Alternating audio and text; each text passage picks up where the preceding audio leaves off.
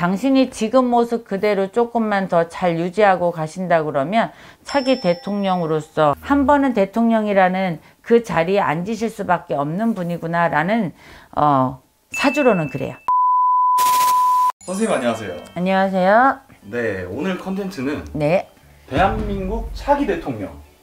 차기 대통령. 네, 선생님께서 예언 한번 해주세요. 일단 좀 그래도 유력하신 분들을 제가 불러드릴게요. 몇 분이나 부르실 거죠? 세 분 제가 세 분이요? 네. 이낙연님. 이낙연, 네. 그 다음에 이재명님. 이재명자. 그 다음에 황교안님. 네. 네. 네. 사주까지 한번 불러드릴까요? 네네. 네. 그래주시면 좀 편할 것 같은데. 이낙연님은 네. 1952년 1952년 음력으로 11월 4일입니다. 임진생 11월 4일이요. 4일. 네. 네. 그 다음에 이재명님. 네. 1964년 1964년이면 갑진생. 음력으로 9월 18일생. 9월 18일. 네. 네. 그 다음에 황교안님. 네. 1957년 1957년. 네. 3월 16일입니다. 3월 16일이요? 네. 일단은 올 운세로는 못 보겠고 내후년의 운세로 보라는 얘기잖아요. 네. 내후년의 운세로 볼 것 같으면 제일 유력하신 분은 솔직히 이낙연 총리겠죠. 언젠가는 한 번은 이름은 올라갈 수밖에 없는 이름이라 어떻게 이름이 올라가냐 뭐 문서에 올라가든 이런 게 아니고 말 그대로 대한민국이라는 한 나라잖아요. 네. 한 나라에 지존이 되라는 사주는 있는 사주예요. 있는 사주인데 워낙에 조용한 사주로 보이네요. 사주 자체로는 극성맞다, 어수선하다 이런 거보다는 조용하게 치고 올라가라는 게 있는 사주시기 때문에 어찌됐든지 이분 같은 경우는 이분을 따르는 분들이 지금 많든 안 많든을 떠나서 암암리의 인양반을 존경이나 존중해주는 분이 많을 수밖에 없는 사주다. 왜냐하면 의외로 자기가 강한 듯 하지만 실제로는 많은 사람을 안아줄 수 있는 사주다. 그런 얘기는 밖으로는 내 할 얘기를 다 하는 것처럼 보이지만 그리고 밖으로 보일 때는 굉장히 강한 면이 보이지만 세심하게 남에 대한 배려가 상당히 많은 분으로 보여요. 결론은 그래서 겉모습을 보고 판단하는 사람도 많겠지만 속내를 보면서 이분을 따르는 분도 많을 거다. 그래서 겉에서만 보이는 이분의 표보다는 숨어있는 표가 많은 걸로 보여요. 이낙연 총리 같은 경우는 내가 갖고 있는 운기가 있겠다. 그래서 의외로 당신이 지금 모습 그대로 조금만 더 잘 유지하고 가신다 그러면 차기 대통령으로서 글쎄 크게 고배를 맛보지는 않을 것 같다라는 생각을 해요. 자, 이재명 지사 같은 경우는 어쨌든 이번 코로나로 인해서 원래도 말이 많았고 이분은 제가 알아요. 유명세도 탔던 걸. 그 무슨 TV에 잠깐 나오면서 유명세를 탔던 분이죠.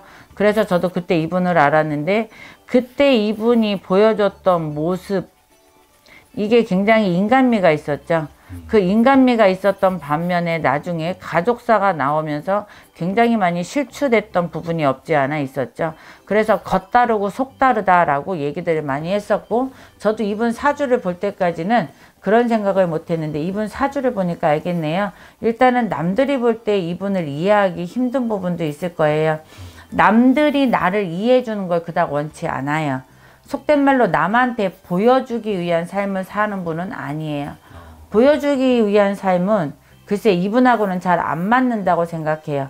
내가 만드는 삶, 그 다음에 내 주관적인 삶이 먼저이신 분으로 보이거든요.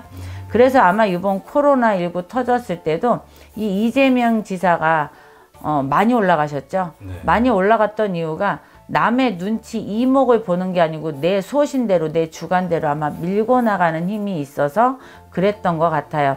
죄송한 얘기지만 표가 없다 있다 이런 거를 떠나서 이분도 한 번은 뭔가는 돼요. 뭔가 된다는 얘기는 이분이 이번 대통령 선거에서 떨어진다 해서 내려가실 거다. 아니요. 이분은 이번에 떨어진다 해도 아마 또 도전을 하실 거예요. 생각보다 명예욕이 있으신 분이에요. 명예욕은 나를 빛내기 위한 명예욕이 아니고 내가 선택해 놓은 길. 정치판에 뛰어들면서 내가 이 자리에 올라가서 나는 이런 세상을 만들어 볼 거야 라는 아마 생각이 있으실 것 같아요. 발을 담그고 정치라는 걸 하다 보니까 내가 대통령이 된다면 우리나라는 이렇게 만들 수 있어. 이렇게 만드는 게 답이지 않을까라는 소신이 명확하신 분으로 보여요.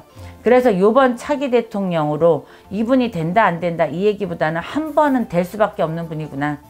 한 번은 대통령이라는 그 자리에 앉으실 수밖에 없는 분이구나 라는 사주로는 그래요. 황교안 당대표는 일단은 내 편이 그닥 많지가 않다.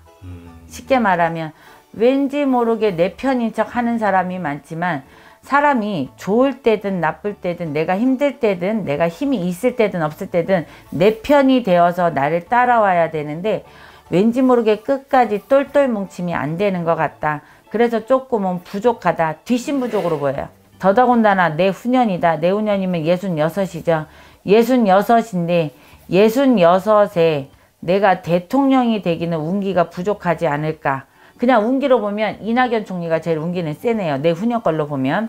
황교안 대표 같은 경우도 뭐 대통령이 될 깜이다 안 될 깜이다 이거는 저는 모르겠고 그거를 떠나서 이분은 대통령이 되기에는 주변이 조금 부족하지 않나.